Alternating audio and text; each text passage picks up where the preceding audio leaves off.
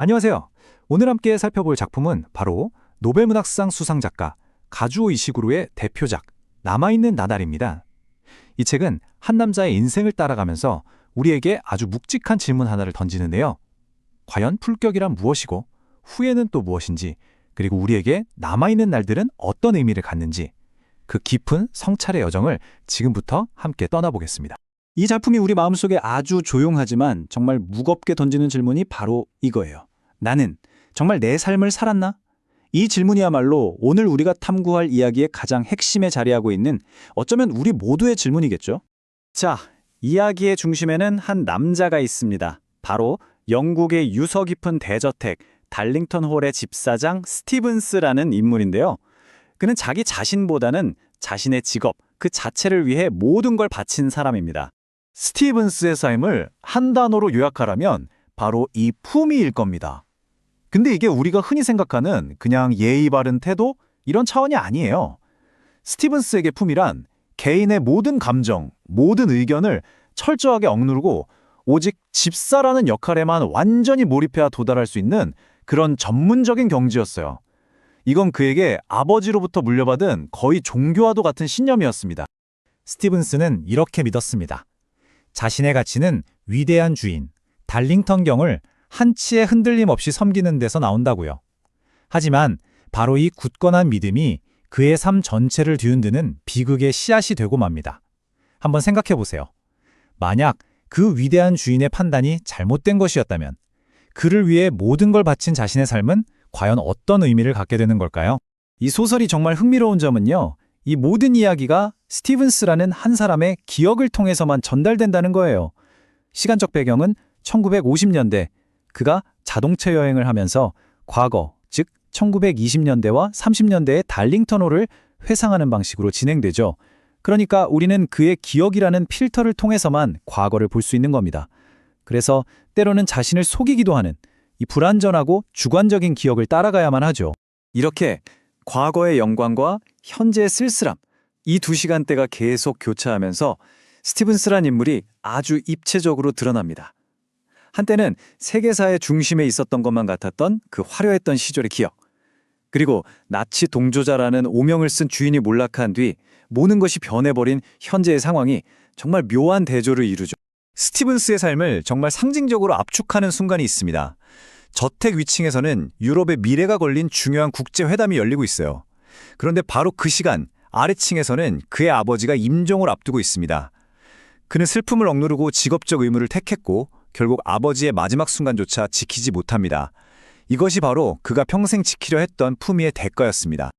그가 그 품위라는 이름 아래 억눌렀던 것이 어디 슬픔뿐이었을까요?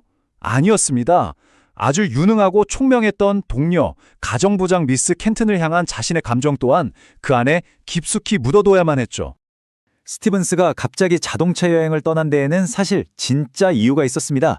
바로 수십 년 만에 연락이 닿은 미스 켄튼에게서 온 한 통의 편지 때문이었죠. 그는 편지의 내용, 그 행간을 읽으면서 그녀의 결혼 생활이 불행할 것이라고 제멋대로 해석하고요.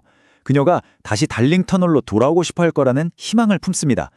어쩌면 이게 놓쳐버린 과거를 되돌릴 마지막 기회일지도 모른다고 믿었던 거죠. 무려 20년의 세월을 건너 이루어진 재회. 하지만 그들에게 허락된 시간은 고작 2시간이었습니다. 이 짧은 숫자는 그들이 놓쳐버린 그 기나긴 시간의 무게를 너무나 아프게 보여줍니다. 하지만 현실은 그의 기대와는 너무나 달랐습니다. 그녀는 이제 곧 태어날 손주를 기다리는 평범한 할머니가 되어 있었고 남편을 사랑한다고 말합니다. 돌아올 마음이 전혀 없었던 거죠.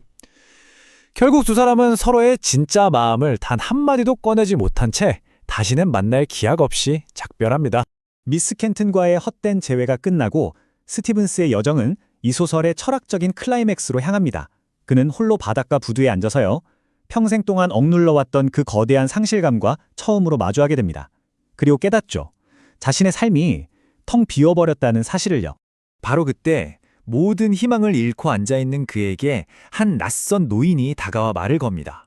공교롭게도 그 역시 은퇴한 집사였죠. 그는 스티븐스에게 과거가 아니라 현재를 살아야 한다는 아주 지혜로운 조언을 건넵니다.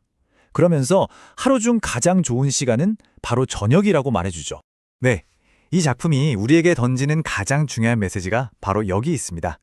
인생에서 정말 의미 있는 건 후회로 가득한 지나간 과거가 아니라 아직 우리에게 남아있는 미래라는 것.